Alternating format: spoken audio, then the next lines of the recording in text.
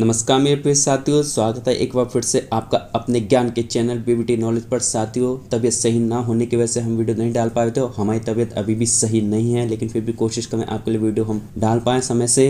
तो देखिए, हिस्ट्री की क्लासेस आपको यहाँ से मिल जाएंगी। मैं आज एक और टॉपिक आपके लिए लाया हूँ, जो है मध्यकालीन भारत, दिल्ली सल्तनत के नेक्स्ट टॉपिक यानी तुगलक वंश के ऊपर। तो चलिए बिना देरी किए स्टार्ट करते हैं वीडियो। प्रिय साथियों, तुगलक वंश का जो आपका शासनकाल रहा है वो रहा है 1320 से लेकर 1412 ईस्वी तक शासनकाल रहा है इसमें जो पहला शासक था आपका वो गयासुद्दीन तुगलक था, जिसने 1320 से लेकर 1325 तक शासन किया। उसके बाद मोहम्मद बिन तुगलक 1325 से 1351, उसके बाद फिरोज शाह तुगलक 1351 से 1388, और उसके बाद आपका गयासुद्दीन तुगलक शाह द्वितीय, जिसने 1388 से 89 ईस्वी तक शासनकाल किया था। इसके बाद बात करते हैं अबू बकर था 1389 से 89, नासिरुद्दीन मोहम्मद शाह 90 से 94, अलाउद्दीन सिकंदर शाह लगभग 6 सप्ताह राज्य किया था इसने, नासिरुद्दीन महमूद 1394 से 1412 ईस्वी तक।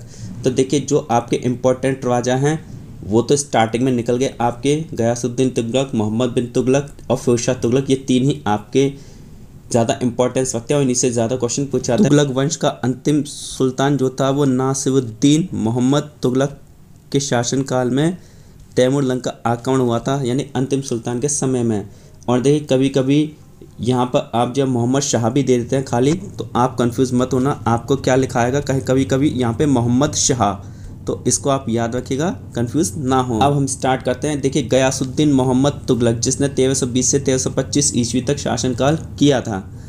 तुगलक वंश का संस्थापक कौन था? गयासुद्दीन मोहम्मद तुगलक था। इसको कभी कभी शॉर्ट में गयासुद्दीन तुगलक भी बोल देते हैं, यानी बीच का मोहम्मद नहीं लगाते, तो कंफ्यूज मत होना। जो सन 1320 में दिल्ली की गद्दी पर बैठा था, वह दिल्ली सल्तनत का क्या था? पहला सुल्तान था, जिसने अपने नाम के साथ गाजी काफिरों का वध करने वाला शब्द जोड़ा था। गयासुद्दीन तुगलक का नाम गाजी तुगलक, गाजी मालिक या गाजी बेग तुगलक था। अलाउद्दीन खिलजी के समय में वह दीपालपुर का सूबेदार था। गयासुद्दीन तुगलक ने क्या किया था? अलाउद्दीन खिलजी द्वारा चलाई गई भूमि साफ प्रणाली को समाप्त कर दिया था। गयासुद्दीन ने भू राजस्व की दर को कम करके कुल उत्पादन का 1/3 कर दिया था। गयासुद्दीन तुगलक ने 29 बार मंगोल आक्रमण को विफल कर दिया था, जिस कारण उसे मालिक उल गाजी की उपाधि दी गई थी। गयासुद्दीन पहला शासक था जिसने सिंचाई के लिए नहरों का निर्माण करवाया और डाक व्यवस्था का अच्छी शुरुआत की। पहला शासक था जिसने सिंचाई के लिए नहरों का निर्माण करवाया और डाक व्यवस्था अच्छी की। संभवतः सिंचाई हेतु नहरों का निर्माण करवाने वाला गयासुद्दीन तुगलक सल्तनत का प्रथम सुल्तान था। गयासुद्दीन ने अलाउद्दीन की कठोर नीति के खिलाफ उदारता की नीति अपनाई थी, जिसे रस्म मियान अथवा मध्यपंथी नीति कहा गया। गयासुद्दीन ने तेलंगाना को जीतकर उसकी राजधानी वारंगल को सल्तनत में मिलाया और वारंगल का नाम सुल्तानपुर रखा। गयासुद्दीन ने दिल्ली में रोमन शैली में तुगलकाबाद बसाया, जिसके एक दुर्ग को 56 कोट कहा जाता है। भू राजस्व को अनुमानित उत्पादन के 1/11 से अधिक नहीं करने का आदेश गयासुद्दीन तुगलक ने दिया था। गयासुद्दीन ने सूखे की स्थिति में किसानों की सहायता हेतु अकाल नीति तैयार करवाई थी। गयासुद्दीन तुगलक ने दिल्ली के समीप स्थित पहाड़ियों पर तुगलकाबाद नाम का एक नया शहर स्थापित किया। रोमन शैली में निर्मित इस नगर में एक दुर्ग का निर्माण भी हुआ। इस दुर्ग को 56 कोट के नाम से भी जाना जाता है।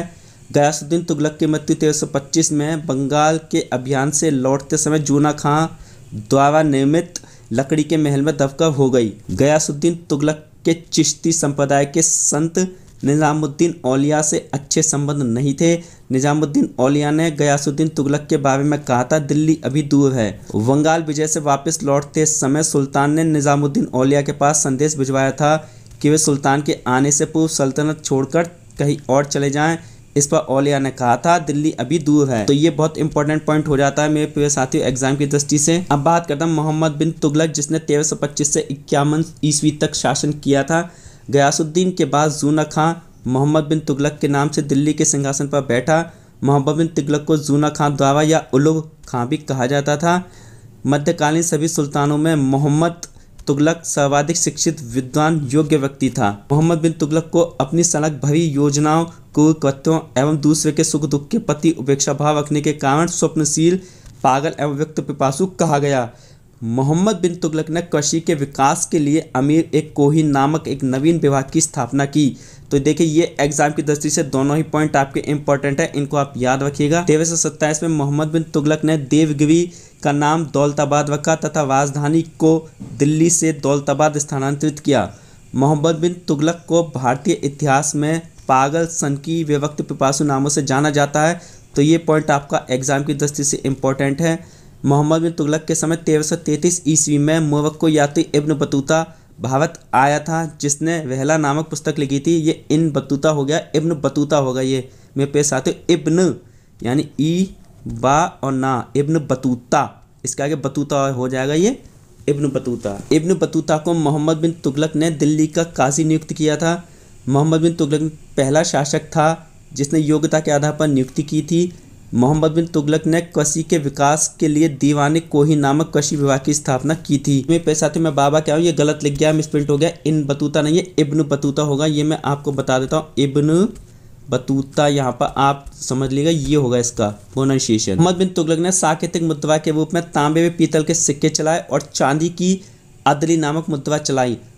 कुमाऊं की पहाड़ियों पर कवाचिल अभियान मोहम्मद बिन तुगलक के समय हुआ, जिसमें उसकी पराजय हुई थी, जिसमें उसे भारी आर्थिक नुकसान उठाना पड़ा था। मोहम्मद बिन तुगलक की मृत्यु 20 मार्च 1351 ईस्वी को सिंध जाते समय यहाँ के निकट गोडाल में हो गई। मोहम्मद बिन तुगलक दिल्ली सल्तनत का पहला शासक था जो अजमेर मोइनुद्दीन चिश्ती की दरगाह गया और वह हिंदू त्योहारों में भी भाग लेता था। मोहम्मद बिन तुगलक ने जहांपनाह नगर की स्थापना की और ईशाई महबूब नामक पुस्तक लिखी थी। तो देखिए पुस्तक वाले क्वेश्चन भी इंपॉर्टेंस रखते हैं, एग्जाम की दृष्टि से पूछ ले जाते हैं कभी कभी। मोहम्मद बिन तुगलक के दरबार में जियाउद्दीन बर्नी रहता था, जिसने फतवा ए जहादवी नामक पुस्तक लिखी। 1342 ईस्वी में सुल्तान ने इसे अपने राजदूत के रूप में चीन भेजा था। इससे पहले 1341 ईस्वी में चीन के शासक तोगन तिमूर ने अपना एक राजदूत दिल्ली भेजा था। 1336 ईस्वी में मोहम्मद बिन तुगलक के समय दक्षिण में हरिहा एवं बुक्का नामक दो भाइयों ने बहमनी शाह बहमनी राज्य की स्थापना की थी। एडवर्ड थॉमस ने मोहम्मद बिन तुगलक को प्रिंस ऑफ मनियर्स की संज्ञा दी। बतूता की पुस्तक रहला में मोहम्मद बिन तुगलक के समय की घटनाओं का वर्णन है। मोहम्मद बिन तुगलक ने बदायूं में मीवन मुल्हिम, दिल्ली में शेख निजामुद्दीन औलिया, मुल्तान में शेख रुकनुद्दीन, अजुधन में शेख मुल्तान आदि संतों की कब्र पर मकबरे बनवाए थे। बदायूं ने लिखा है कि सुल्तान के मरने पर सुल्तान को उसकी प्रजा से तथा प्रजा को सुल्तान से मुक्ति मिल गई। तो ये बहुत इंपॉर्टेंट पॉइंट है, ये कई बार एग्जाम में पूछा गया है मेरे प्रिय साथियों, इसको आप याद रखिएगा। मोहम्मद बिन तुगलक को उसकी 5 महत्वाकांक्षी योजनाओं के कारण व्यापक चर्चा मिली थी। क्या थी वो? पहली थी आपकी दिल्ली से देवगिरी राजधानी परिवर्तन 1327, सेकंड कृषि क्षेत्र में 2 में करवृद्धि, थर्ड सांकेतिक मुद्रा जारी करना 1329, फोर्थ खुरासन पर आक्रमण तथा एक और था आपका फिफ्थ कवाचिल हिमाचल क्षेत्र की ओर अभियान। मोहम्मद बिन तुगलक के शासनकाल में हरिहर व बुक्का 2 भाइयों ने दक्षिण में विद्रोह कर विजयनगर एक हिंदू साम्राज्य की स्थापना की थी। अब बात करते हैं फिरोज शाह तुगलक की, जिसने 1351 से 88 ईस्वी तक शासन किया था। फिरोज तुगलक का राज्याभिषेक ठट्टा के नज़दीक 20 मार्च 1351 को हुआ। पुनः राज्याभिषेक दिल्ली में अगस्त 1351 को हुआ था। फिरोज शाह तुगलक जो है गयासुद्दीन तुगलक के छोटे भाई मलिक वज्जब का पुत्र था। वज्जब का विवाह एक राजपूत शासक वर्मल की पुत्री नैला देवी से हुआ था। इस प्रकार फिरोज हिंदू माता से उत्पन्न पहला मुस्लिम शासक था। उस तुगलक ने इक्ता व्यवस्था को आनुवंशिक आधार पर दिए जाने की प्रथा शुरू की थी। फिरोज तुगलक प्रथम सल्तनत कालीन शासक था जिसने मजहबी उत्साह या फिर धर्मनिष्ठा के प्रदर्शन हेतु जजिया कर के दायरे में ब्राह्मण को भी शामिल किया था। तुगलक ने लगान वसूली हेतु ठेकेदारी प्रथा की शुरुआत की थी। फिरोज शाह तुगलक ने चांदी की शंशगनी मुद्रा और तांबे की अर्ध बिख नामक मुद्रा चलाई। फिरोज शाह तुगलक ने राजकीय खर्च पर जो है हज यात्रियों के लिए हज यात्रा की व्यवस्था करवाई। प्रशासनिक सुधारों के कारण फिरोज शाह तुगलक को सल्तनत काल का अकबर कहा जाता है। फिरोज शाह तुगलक ने कुतुब मीनार की 5वीं मंजिल का पुनर्निर्माण करवाया था। फिरोज शाह तुगलक ने निर्धन वर्ग के लिए निःशुल्क खैराती अस्पताल दारुल शफा की स्थापना की। फिरोज शाह तुगलक ने शुर्श नामक सिंचाई कर लगाया तथा उपज का 1/10 शुर्श के रूप में वसूल करता था।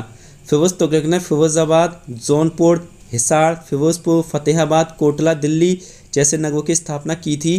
फिरोज तुगलक ने एक नया कर सिंचाई कर भी लगाया जो उपज का 1/10 भाग था। इकता प्रथा की दोबारा शुरुआत फिरोज तुगलक ने की थी। फिरोज तुगलक ने 300 नए नगरों की स्थापना की थी। इनमें हिसार, फिरोजाबाद, दिल्ली, फतेहाबाद, जौनपुर, फिरोजपुर प्रमुख हैं। सुल्तान फिरोज तुगलक ने अनाथ मुस्लिम महिलाओं, विधवाओं एवं लड़कियों की सहायता के लिए एक नए विभाग दीवाने खैरात की स्थापना की थी। सल्तनत कालीन सुल्तानों के शासन काल में सबसे अधिक दासों की संख्या करीब 1,80,000 फिरोज शाह तुगलक के समय में थी। दासों की देखभाल के लिए फिरोज ने एक नए विभाग दीवाने बंदगान की स्थापना की थी। इसने अपनी आत्मकथा फतूहात ए फिरोज शाही की रचना की थी। देखिए मेरे पे साथियों, ये जितने भी आपके विभाग से संबंधित पॉइंट हो गए या आपकी बुक से संबंधित पॉइंट हो गए, सारे इंपॉर्टेंस रखते हैं, क्योंकि कभी कभी ये हमसे एग्जाम में पूछ लिया था, कई बार पूछे भी गए, रिपीट भी हुए हैं हमारे कुछ टॉपिक से रिलेटेड। इसने ज्वालामुखी मंदिर के पुस्तकालय से लूटे गए 1300 ग्रंथों में से कुछ को फारसी में विद्वान अपाउद्दीन के द्वारा दलायत फिरोज शाही नाम से अनुवाद करवाया। फिरोज तुगलक की मृत्यु सितंबर 1388 ईस्वी में हो गई थी। फिरोज शाह तुगलक ने इस्लामी कानूनों द्वारा स्वीकृत 4 कर लगाए थे। ये खवाज, खम्स, जजिया तथा ज़कात। तो ये पॉइंट भी इम्पोर्टेंट है एग्जाम की दृष्टि से आपका। उसने गरीबों की सहायता के लिए दीवान-ए खैरात नामक दान विभाग स्थापित किया था। उसने रोजगार ब्यूरो तथा दारुल सफ़ा की स्थापित किए। तो ये भी आपका एग्जाम की दृष्टि से इम्पोर्टेंट पॉइंट है। फिरोज ने कर्मचारियों तथा सैनिकों की सेवा के बदले नगद वेतन देकर जागीर प्रदान करने की नीति लागू की थी। फिरोज ने सैन्य सेवा को वंशानुगत बना दिया था। एक व्यक्ति अपनी जगह किसी रिश्तेदार अथवा गुलाम को सैन्य कार्य के लिए भेज सकता था। फिरोज तुगलक ने ऐतिहासिक इमारतों के संरक्षण के लिए महत्वपूर्ण कार्य किया। उसने दिल्ली में जामा मस्जिद, कुतुब मीनार, शमशी तालाब, जहांपनाह तथा निजामुद्दीन औलिया की समाधि का पुनरुद्धार करवाया। फिरोज तुगलक ने मेरठ तथा टोपरा से अशोक स्तंभ मंगवाकर दिल्ली में फिरोज शाह कोटला में स्थापित करवाया। फिरोज काल में निर्मित खाने जहां तेलंगानी का मकबरा की तुलना में जेरूसलम में निर्मित उमर के मस्जिद से की जाती है। फिरोज तुगलक ने दिल्ली में कोटला फिरोज शाह दुर्ग का निर्माण करवाया था। फिरोज शाह तुगलक ने नगर, कोटकान, ज्वालामुखी मंदिर व पुरी का जगन्नाथ मंदिर नष्ट किया था। अब बात करते हैं गयासुद्दीन तुगलक द्वितीय 1388-89 ईस्वी के लिए।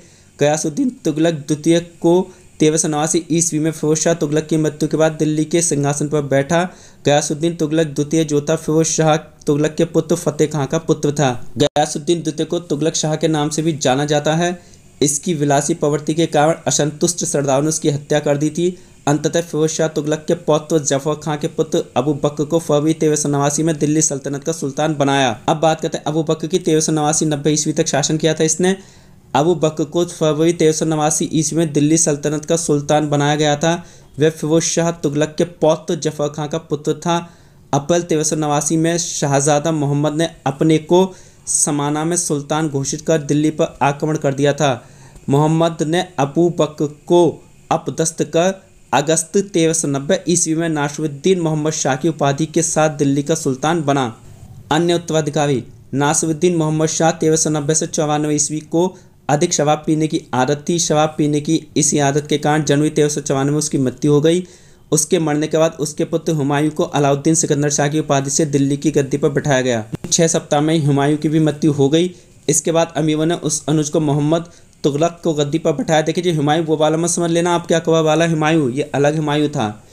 इसी समय नुसरत शाह तुगलक, फिरोज शाह तुगलक एवं महमूद तुगलक ने एक साथ शासन किया। महमूद तुगलक ने दिल्ली से तथा नुसरत शाह ने फिरोजाबाद से अपने शासन को संचालन का काम किया। अब बात करते हैं नासिरुद्दीन मोहम्मद तुगलक 1394 से 1412 ईस्वी तक। तुगलक वंश का अंतिम शासक नासिरुद्दीन मोहम्मद तुगलक था। इसका शासन दिल्ली से पालम तक ही रह गया था। देखिए, ये नासिरुद्दीन मोहम्मद तुगलक की जगह कभी कभी खाली मोहम्मद शाह भी लिखा हुआ आ जाता है, तो आप कंफ्यूज मत होना मेरे प्रिय साथियों। आप याद रखना मोहम्मद शाह भी आ जाए तो ये आपका राइट आंसर हो जाएगा। मोहम्मद तुगलक के समय दिल्ली सल्तनत से दक्षिण भारत तक बंगाल, खानदेश, गुजरात, मालवा, राजस्थान, बुंदेलखंड आदि प्रांत स्वतंत्र हो गए थे। इसके शासनकाल में मलिक सरवर हिजड़ा मलिक उस शर्क की उपाधि ग्रहण कर जौनपुर में स्वतंत्र राज्य की स्थापना की। मोहम्मद तुगलक के समय में तैमूर लंग ने 1398 ईस्वी में दिल्ली पर आक्रमण किया, लेकिन 15 दिन दिल्ली में रहने के पश्चात तैमूर वापस चला गया। तैमूर के वापस जाने के पश्चात मोहम्मद तुगलक ने अपने वजीर मल्लू इम्बार की सहायता से पुनः दिल्ली सिंहासन पर अधिकार कर लिया था। कालांतर में मल्लू इकबाल मुल्तान के सूबेदार खिज़्र खां से युद्ध करते हुए मारा गया। मल्लू इकबाल के मरने के बाद सुल्तान ने दिल्ली की सत्ता एक अगवान सरदार दौलत खां लोधी को सौंप दी थी। 1413 ईस्वी में दिल्ली सिंहासन के लिए दौलत खां लोधी एवं खिज़्र खां ने दिल्ली की गद्दी पर अधिकार कर एक नए राजवंश सैयद वंश की स्थापना कि तैमूर का आक्रमण 1398 ईस्वी 1398 ईस्वी में मध्य एशिया के दुर्दांत आक्रमणकारी तैमूर लंग ने भारत पर नासिरुद्दीन मोहम्मद तुगलक के समय दिल्ली पर आक्रमण किया। एक पैर से लंगड़ा होने के कारण उसका नाम तैमूर लंग पड़ा था। तैमूर 15 दिन दिल्ली में रहने के पश्चात वापस चला गया। तैमूर लंग का प्रमुख उद्देश्य भारत में लूटपाट करना था, जिसमें उसे काफ़ी मात्रा में धन, सोना, चांदी, हीरे प्राप्त हुए थे। भारत पर आक्रमण के दौरान खिज़्र खान ने तैमूर की सहायता की थी। इस प्रकार अपने विजित प्रदेशों को राज्यपाल खिज़्र खान को नियुक्त किया। भारत पर आक्रमण के दौरान खिज़्र खान ने तैमूर की सहायता की थी। इस प्रकार अपने विजित प्रदेशों का राज्यपाल खिज़्र खान को नियुक्त किया था। तैमूर ने दिल्ली, मेरठ, फिरोजाबाद, हरिद्वार में काफ़ी लूटपाट की थी। वह अपने साथ अनेक कारीगरों को भी अपने साथ ले गया। वापस लौटते समय तैमूर ने जीते गए क्षेत्रों में लाहौर, मुल्तान, दीपालपुर आदि का प्रशासन खिज़्र खान को सौंप दिया। इसी खिज़्र खान ने आगे चलकर सैयद वंश की स्थापना की थी। भारत में मुगल का संस्थापक बाबर इसी तैमूर वंश का था। तो मेरे प्रिय साथियों, ये हमने बहुत इंपॉर्टेंट थ्योरी सेक्शन डिस्कस किया था। अभी हम बात करते हैं प्रीवियस ईयर में कुछ क्वेश्चंस की, जो आपकी प्रैक्टिस के लिए काफ़ी अच्छे क्वेश्चन है और इसी तरह के क्वेश्चन आपके एग्जाम में पूछे जाएंगे। तो चलिए स्टार्ट करते हैं क्वेश्चन। तो फर्स्ट क्वेश्चन है आपका, निम्नलिखित में से किस शासक का मूल नाम कमालुद्दीन फिरोज था? तो इसका आंसर क्या हो जाएगा आपका? इसका ऑप्शन हो जाएगा ए, फिरोज शाह तुगलक का। और देखिए हर क्वेश्चन के नीचे उसका एक्सप्लेनेशन दिया गया, वो आप अपने आप पढ़ सकते हैं। क्वेश्चन सेकंड है आपका, फिरोज शाह तुगलक का राज्याभिषेक निम्नलिखित में से किस वर्ष हुआ था? तो ये आपका हुआ था 1351 ईस्वी में। थर्ड क्वेश्चन है आपका, निम्नलिखित में से किस शासक को सैयद उस सलातीन की उपाधि प्राप्त थी? तो इसका ऑप्शन आपका ए हो जाएगा, फिरोज शाह तुगलक। क्वेश्चन 4 है आपका, निम्नलिखित में से किसने फिरोज शाह तुगलक को दिल्ली सल्तनत का आदर्श सुल्तान कहा है? तो ये किसने कहा? ये आपका बर्नी ने क्या जाएगा? ऑप्शन ए आपका सही हो जाएगा। अगला प्रश्न है, निम्नलिखित में से किसने फिरोज शाह तुगलक को सल्तनत काल का अकबर कहा है? तो ये किसने कहा है? इसका ऑप्शन सी हो जाएगा। उपरोक्त दोनों ने, एल्फिंस्टन और एलियट दोनों ने ही इनको कहा है। अगला प्रश्न है, निम्नलिखित में से किसने फिरोज शाह तुगलक को एक कट्टर सुल्तान और सिकंदर लोदी और औरंगजेब का पूर्वज कहा था? तो इसका ऑप्शन सी हो जाएगा आपका, डॉक्टर आर.सी. मजूमदार ने कहा था। अगला प्रश्न है, निम्नलिखित में से किसने फिरोज शाह तुगलक को संत कहा है? तो ये आपका शम्स-ए-शिराज अफीफ ने कहा है। अगला प्रश्न है, निम्नलिखित में से किस शासक की माता एक हिंदू महिला थी? तो ये आपकी उपरोक्त दोनों यानी गयासुद्दीन तुगलक और फिरोज शाह तुगलक दोनों की ही माता एक हिंदू माता थी। अगला प्रश्न, निम्नलिखित में से किस शासक को सल्तनत काल के जय सिंह के नाम से भी जाना जाता था? तो इसका ऑप्शन बी, फिरोज शाह तुगलक को। अगला प्रश्न, निम्नलिखित में से किस शासक को राज्याभिषेक 2 बार हुआ था? तो ये फिरोज शाह तुगलक का हुआ था राज्याभिषेक 2 बार। अगला प्रश्न, सल्तनत काल के निम्नलिखित शासकों में से किस शासक ने 24 करों को समाप्त कर दिया था? तो फिरोज शाह तुगलक ने कर दिया था। अगला प्रश्न, निम्नलिखित में से किस शासक ने ब्राह्मणों पर जजिया कर लगाया था? तो वो फिरोज शाह तुगलक ने लगाया था। अगला प्रश्न है, निम्नलिखित में से किस शासक ने सिंचाई कर हस्तक्षेप लगाया था? तो ये किसने लगाया था? फिरोज शाह तुगलक ने लगाया था, ऑप्शन ए। अगला प्रश्न है, निम्नलिखित में से किस शासक ने शासनकाल में एक भी मंगोल आक्रमण नहीं हुआ था? तो इसका answer option A, Firoz Shah Tughlaq. Next question है, दिल्ली सल्तनत के किस सुल्तान को 2 बार मिस्र के खलीफा से सल्तनत की स्वीकृति प्राप्त हुई थी? तो ऑप्शन ए, फिरोज शाह तुगलक। अगला प्रश्न, निम्नलिखित में से किस शासक के शासनकाल में शराब विभाग की स्थापना की गई थी? तो ये की गई थी फिरोज शाह तुगलक के समय में। निम्नलिखित में से किस शासक के शासनकाल में अनुवाद विभाग की स्थापना की गई थी? तो फिरोज शाह तुगलक के समय में की गई थी। देखिए मेरे पे साथियों, आप कहेंगे हर किसी का आंसर फिरोज शाह तुगलक है, क्योंकि देखिए फिरोज शाह तुगलक से ही ज़्यादा क्वेश्चन पूछे जाते हैं। उसी के टाइम में सबसे ज़्यादा काम हुए थे और उसी ने नए नए विभाग की स्थापना की थी, इसीलिए। और ये जो क्वेश्चन है ये आपके किसी ना किसी एग्जाम में पूछे गए हैं और 1 से 2 बार से ज़्यादा बार पूछे गए हैं। मैं वही क्वेश्चन छांट कर आपके लिए लाया हूँ। अगला प्रश्न, निम्नलिखित में से किस शासक ने मुस्लिम महिलाओं को संतों के मजारों पर जाने का प्रतिबंध लगा दिया था? तो फिरोज शाह तुगलक ने, option A is right answer. अगला प्रश्न है, राज्य के खर्चे पर हज की व्यवस्था करने वाला दिल्ली सल्तनत का पहला सुल्तान कौन था? तो इसका right answer is option A, Firoz Shah Tughlaq. Next question और आखिरी क्वेश्चन, निम्नलिखित में से किस शासक ने दीवान खैरात विभाग की स्थापना की थी? तो ये की थी आपकी फिरोज शाह तुगलक ने दीवान खैरात की स्थापना। मेरे प्रिय साथी, हर क्वेश्चन का एक्सप्लेनेशन नीचे दिया गया है, एक बार फिर से कहता हूँ आप पढ़ लीजिएगा अच्छे से, और ये बहुत ही अच्छे क्वेश्चन थे। अब आपको हमारी वीडियो कैसी लगी हो, देखिए हम मेहनत से बहुत वीडियो बनाते हैं, तो प्लीज़ वीडियो पर हर कोई लाइक ज़रूर कर दीजिएगा और साथ के साथ हमारे चैनल को सब्सक्राइब भी कर लीजिए और बेल आइकन को भी प्रेस कर दीजिए, जिससे नई नोटिफिकेशन आपको मिलते रहें। और अगर वीडियो पसंद आई हो मेरे साथियों तो इस वीडियो को ज़्यादा से ज़्यादा आगे के शेयर भी कर दीजिएगा और हमारे टेलीग्राम चैनल को भी ज्वाइन कर लीजिएगा। जैसे आप टेलीग्राम पर सर्च करते हैं बीवीटी नॉलेज तो इस सेकंड इंटरफेस आपको दिखाई देगा, उसको क्लिक करके उस पर ज्वाइन कर लेना है, जिससे नई अपडेशन आपको मिलते रहें। और हमें कमेंट ज़रूर करिएगा आपको वीडियो कैसे लगी, और भी कोई कमेंट है तो वो भी बताइएगा, हम उस पर तुरंत वीडियो बनाएंगे। अब मेरी तबीयत ज़्यादा सही ना होने के कारण देखिए मैं ज़्यादा नहीं बोल सकता हूँ, इसीलिए मैं आपके लिए वीडियो लेकर आया हूँ कि आपका लॉस ना हो। तो चलिए मैं नई वीडियो के साथ, नई सूचना के साथ, जैसे मेरी तबीयत ठीक होती है आपके लिए जरूर वीडियो लाऊंगा। तब तक के लिए आपका दिन शुभ हो। नमस्कार।